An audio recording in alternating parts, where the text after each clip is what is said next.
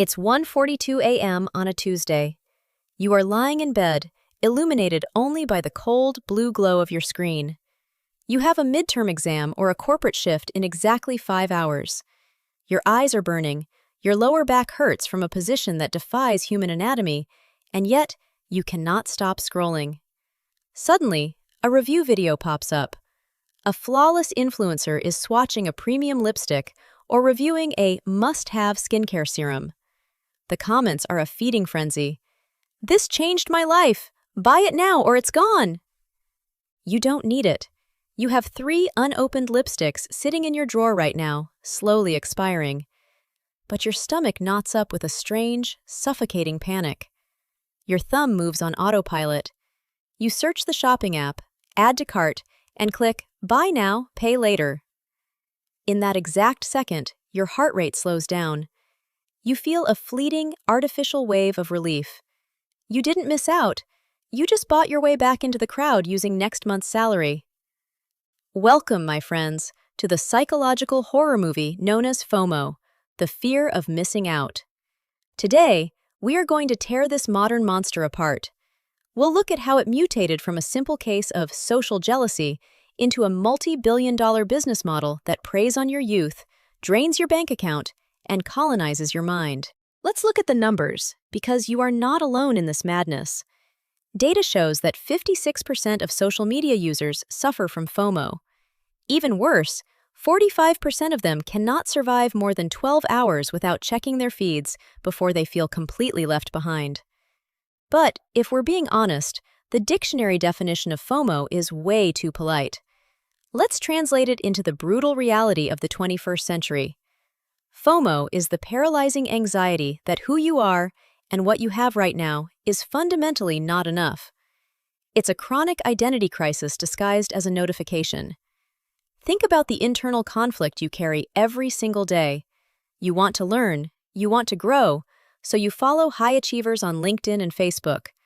But instead of getting inspired, you get crushed. If you are a student from a small province moving to a big city like Hanoi or Saigon, the culture shock is immediate.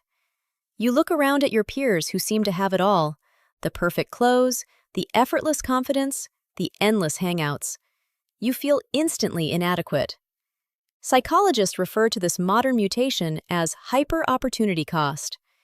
In basic economics, whenever you choose to do one thing, you naturally choose not to do something else. If you study on a Friday night, the opportunity cost is missing a party. Simple.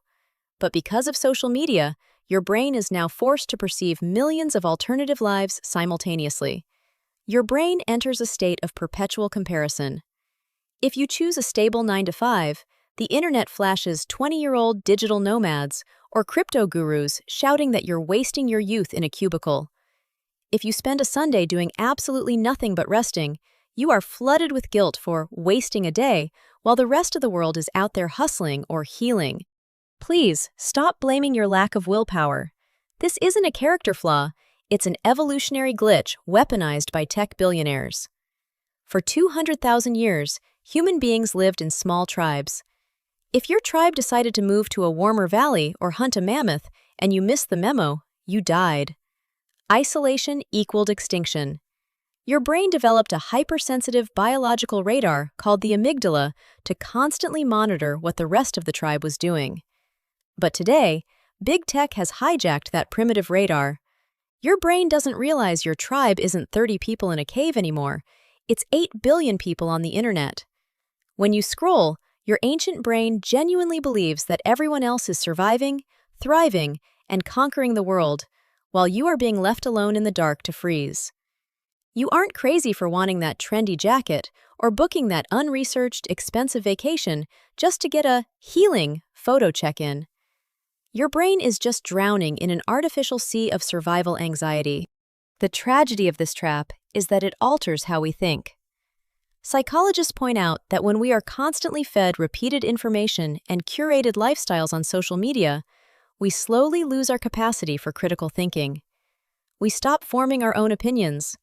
Our worldview, our tastes, and even our definitions of happiness are handed to us by an algorithm. We jump into the stream of junk information because we are terrified of being left out of the conversation, turning ourselves into echoing chambers for someone else's ideas.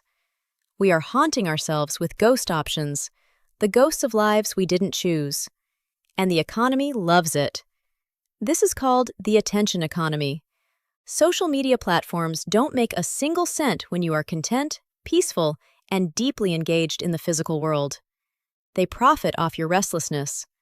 The infinite scroll was deliberately modeled after casino slot machines. You pull the lever, or swipe down to refresh, and you don't know what you're going to get. That unpredictability keeps your brain hooked on a loop of constant anticipation. They create artificial scarcity. Stories disappear in 24 hours. Flash sale ends at midnight. They whisper to your subconscious, act now, buy now, watch now, or you will be obsolete. Your deep, existential dread about whether your life has meaning is currently being packaged, pixelated, and sold to advertisers so they can target you with electronic vouchers and short-term loans.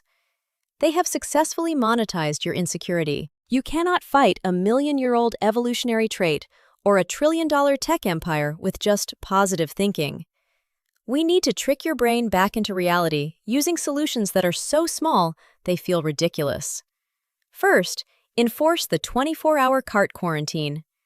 The next time an influencer convinces you to buy a cosmetic product you don't need, or a peer's travel photos make you want to book a ticket immediately, you are allowed to add it to your cart. But you must lock your phone and wait exactly 24 hours before hitting checkout. Do not use buy now, pay later as an emotional bandage.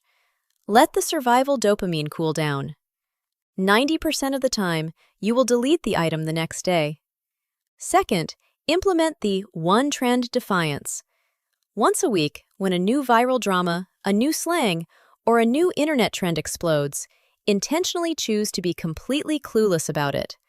When people ask you about it, practice saying, "Oh, I missed that one, I was busy sleeping," or "I have no idea what that is."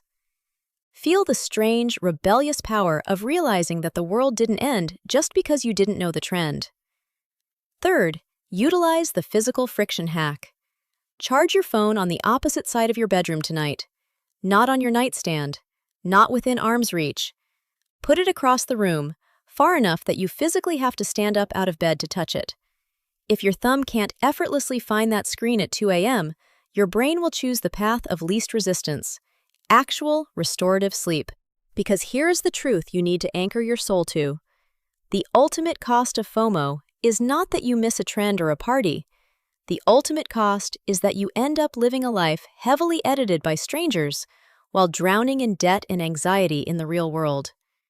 Missing out is not a design flaw of life. It is the design.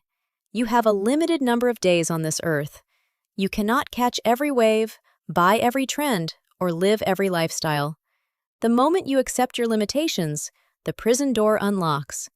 Stop treating your precious mortal attention as currency for tech executives. Stop mourning the fictional lives you aren't living and start occupying the real one you actually own. Lock your phone. Look at the room you are in. Your life is waiting for you to show up.